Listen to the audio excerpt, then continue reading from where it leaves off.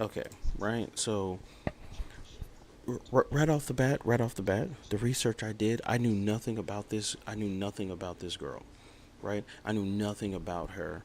I didn't know what she contributed, but this is episode 11. She deserves to be on here because she did help, even though it turned into something bad. And what I mean by that is, um, okay, so Alexis, she was inspired by the movie that came out in 2017, The Hidden Figures, about the three black women behind one of the NASA's most pivotal operations, right? And what's it going to tell you is, oh, she went to the movies, she saw the video, and she left halfway through, and she was like, oh, I got this, right?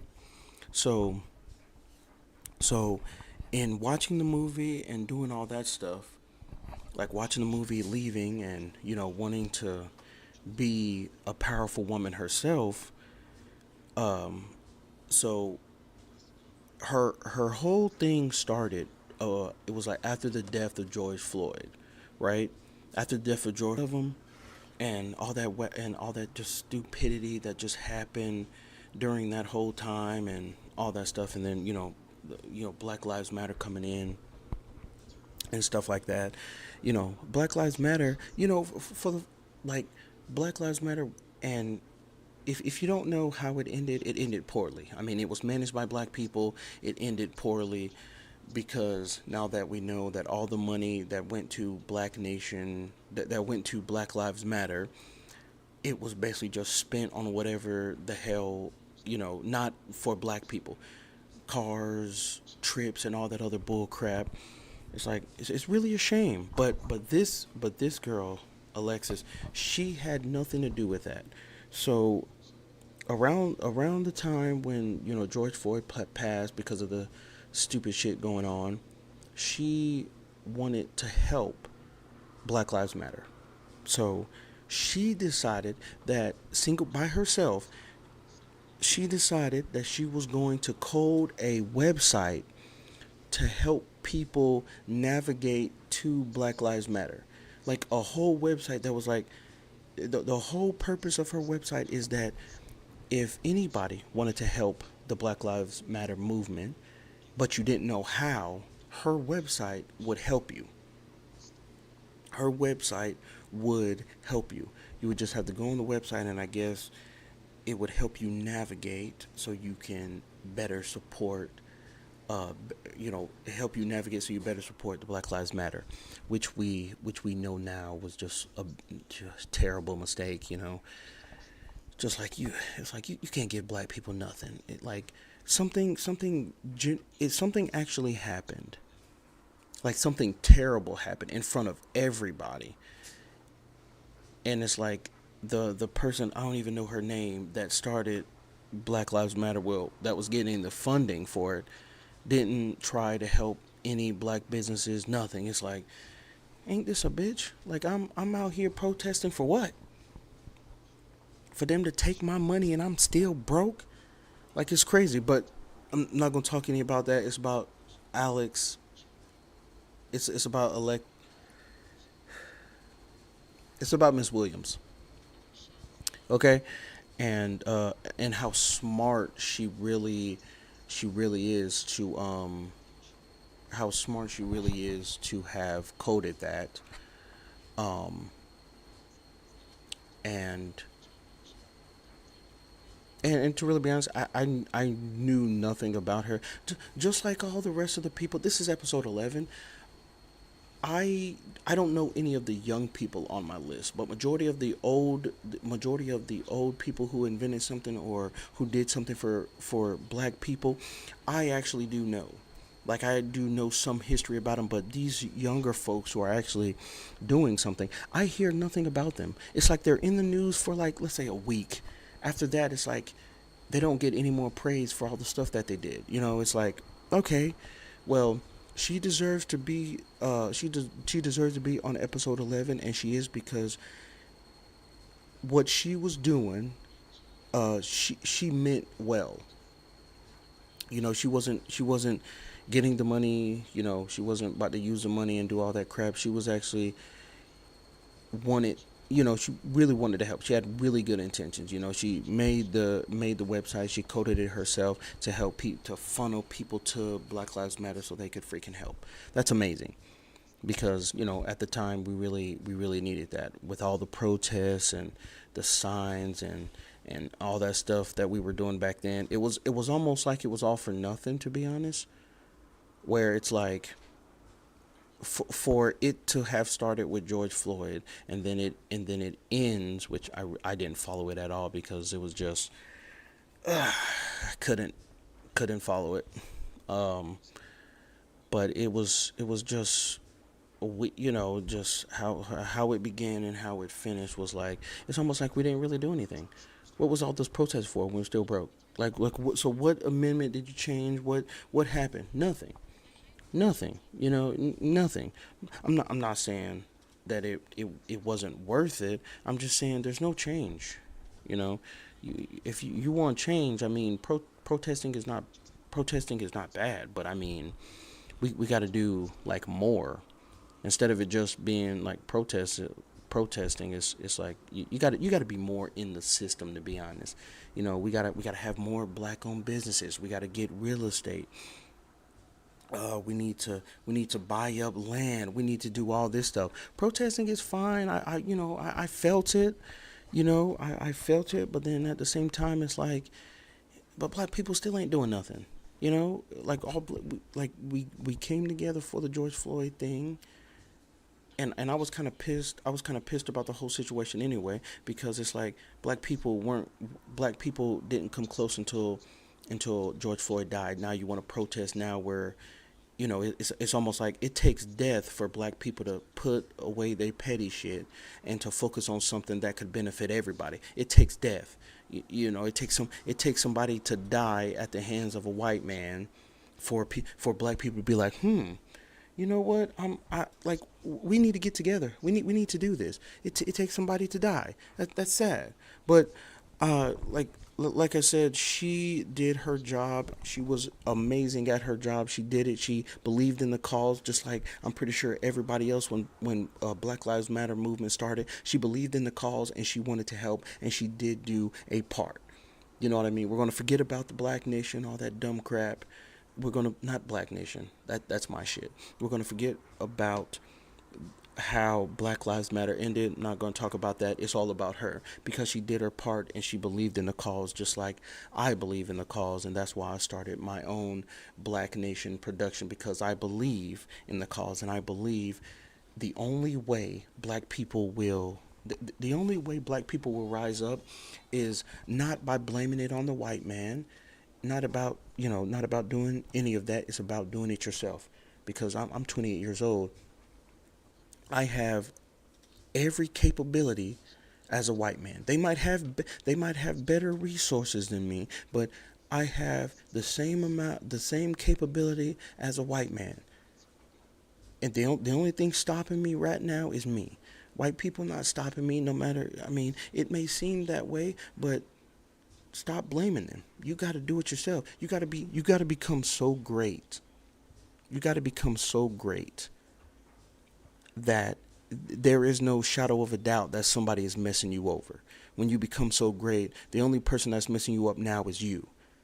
When you're making your way up there, it's like, oh, they trying to keep me down. All this, it's a white man, and it's not that at all. It's like you want to become so great that the only person that can fuck you up now is you.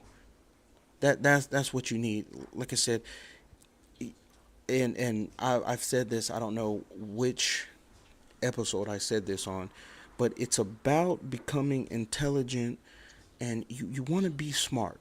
In the world today, you want to be like her. She saw the problem that people were having. Oh, I want to help out Black Nation, but I don't know the number. I don't know what to call. I don't know. Da, da, da. And she was like, you know what? I'm going to code a website for it. You see a problem, you fix it. You use your brain. You know what I mean? You use your brain. You don't need no gun, and you don't need no gun. You don't need no mask. You don't need nothing. You need your brain. Just like what's that quote? There's the pen is mightier than the sword, because it is true. It is mightier than the sword, but you do need swords here and there. But use your smarts. Black people, I, like, it's so crazy though, because black people would be in 2026. Black people could be way stronger if we just helped each other. It's like black people, we just became so bitter with one another for some reason, so bitter. I like, I, I'm pretty sure everybody knows a black person. Everybody knows somebody that talks more about black people than actually trying to help them. Everybody knows somebody like that. If you don't know somebody like that, then you're the person. I know plenty of people that, plenty of friends, maybe even family members that talk more about black people than they help. And my goal is to help people. I like to show black excellence. So without me blabbering on about, me just ranting like a crazy person, let's switch it to some YouTube videos.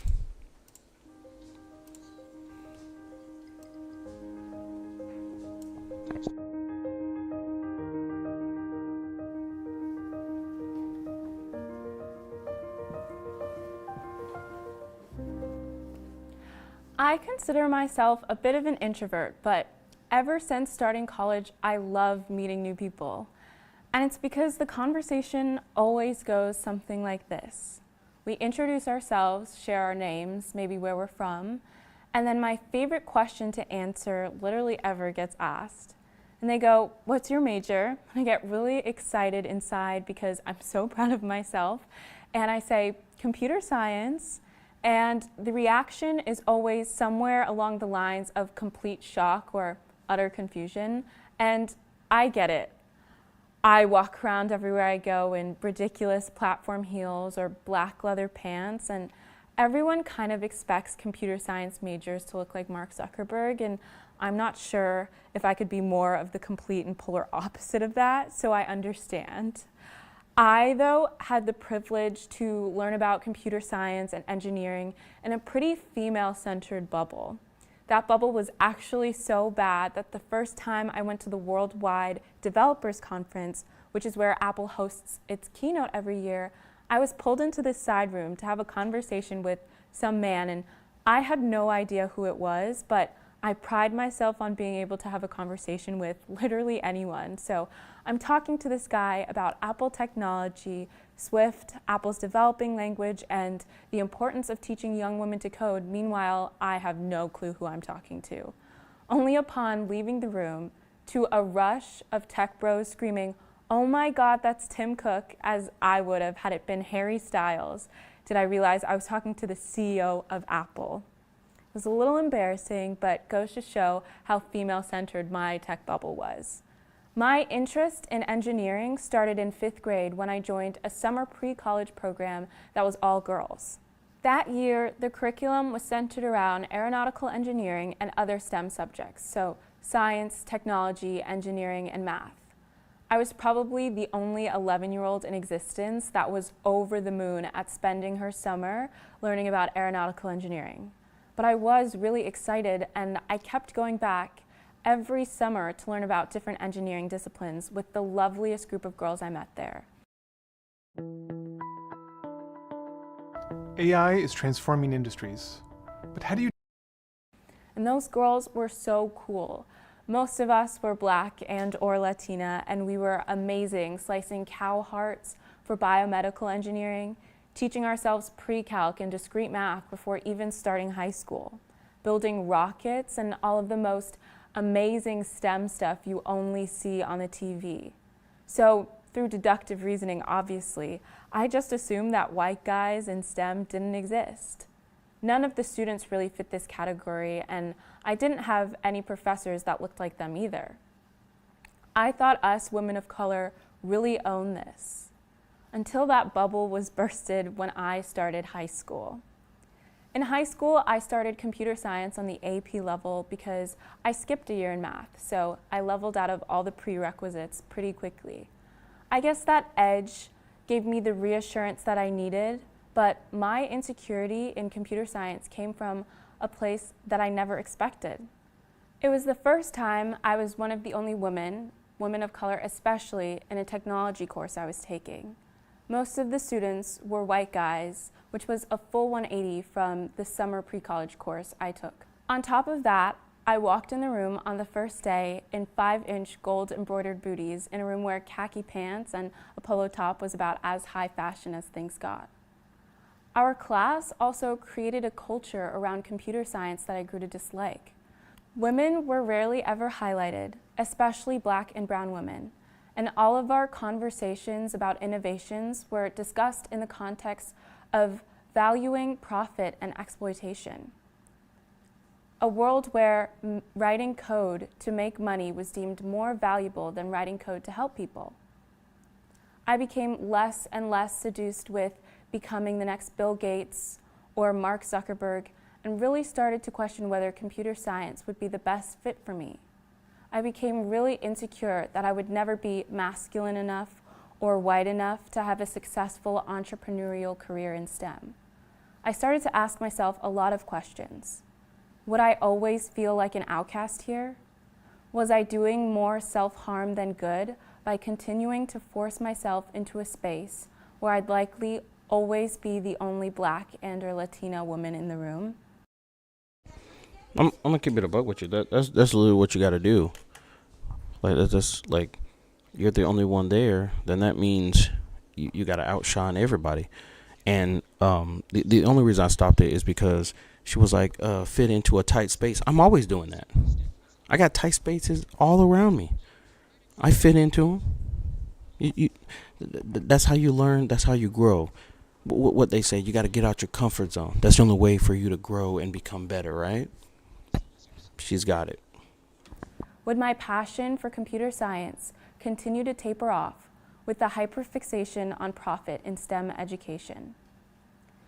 Would it be feasible and absolutely necessary for me to build Cher's Closet app from the movie Clueless? Yes.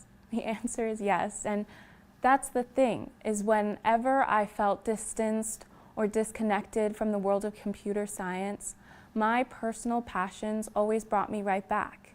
Because being a young Black Latina woman has always given me a large canon of coding ideas. I just needed a safe space to build them. So eventually I stopped looking for my niche in computer science at high school and really started to lean into extracurricular programs to fill that void. A place where I could embrace my Black and brownness because who I am is an asset to my programming, not a disadvantage. I found my true home in computer science at Code with Clossy, a coding program for young girls to navigate the world of programming free of restraints and societal constructs. It's where I learned that being a Black woman in technology is impressive, and that the representation that I bring to the table is not only valuable, but absolutely necessary. It's where I learned that it's more than okay to code something just because it's for the good of society, something that the world needs. It was actually encouraged. It's where I could walk in with the brightest red lip and sharpest winged eyeliner and feel at home, chugging through signal abort after signal abort, which is the most annoying Xcode error ever. After feeling so invisible for so long, Code with Clossy made me feel seen, more than seen. Code with Clossy made me feel like a star. And my experience at camp taught me a few things. The first thing that I learned was to never shy away from my identity, because who I am makes it into everything I code in a very special way. Then I realized that my fulfillment in computer science came from writing code to help people, not to create a product, and that's okay. The last thing I noticed was no matter how hard a problem may seem to be, I am more than creative and intelligent enough to generate some sort of solution. So fast forward to the week of May 25th, 2020, and I'm sitting on my couch staring at my TV with what felt like the entire country.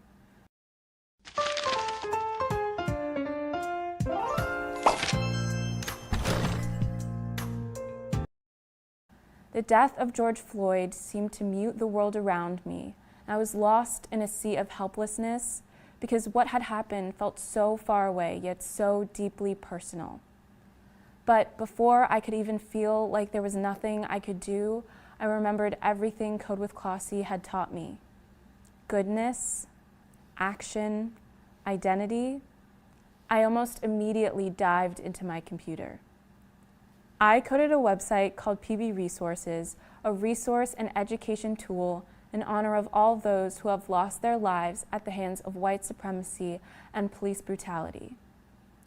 I spent hours upon hours scouring the internet for petitions, bail funds, places to donate, explanations for our complex conversations around race, and anything else I could find on the topic. In the end, I created an encyclopedia of tools to aid in the fight against racial injustice. And since its release, over 500,000 people have used it.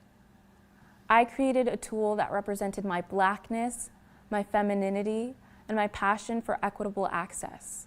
It was one of the first times I realized that I didn't have to lose any of those things to be a successful programmer. That's what I think the true power of computer science is. It's not AI and Boston Dynamics or data mining in Facebook. It's about writing code to help people, communities, societal situations, even if it's free, especially if it's free. That's what the true power of coding is. It's writing code to help communities at no cost because it's the right thing to do. And I think that could be the standard if the industry just took 1 second to listen. Thank you.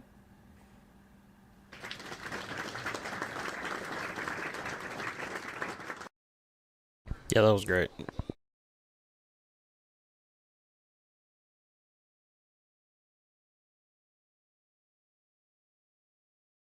New reporting in New York Magazine, Intelligencer to be specific, indicates that there are more issues brewing in regard to the BLM funding and where it's being spent. Now, I want to make a quick distinction because I don't even want to watch a video. Everybody freaking knows this.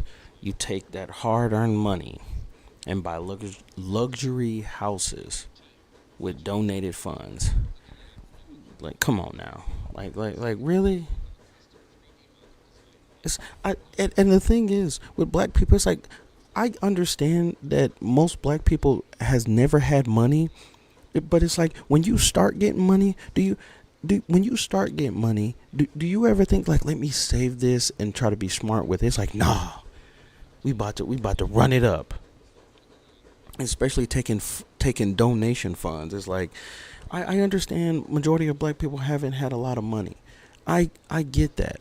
But since you haven't had a lot of money, wouldn't it be fair to, when you do get a decent amount of money, is to try to save it, is to try to do something with it that will make you more money, rather than just, yeah, let me go get a car, let me go get some shoes, let me go get some chains, like, yeah, let me pay this prostitute. No, that's not what black people do. That's kind of what I do. But I just don't get it. I'm not about to watch a video. I just wanted to put this out. Like, everybody knows about the BLM funds and all that other dumb crap. I'm not even going to watch the whole video. But Miss Williams, she did a great job for episode 11. She did her part, and she really showed girl power in all of that. And yeah, I guess that's going to be the end for today.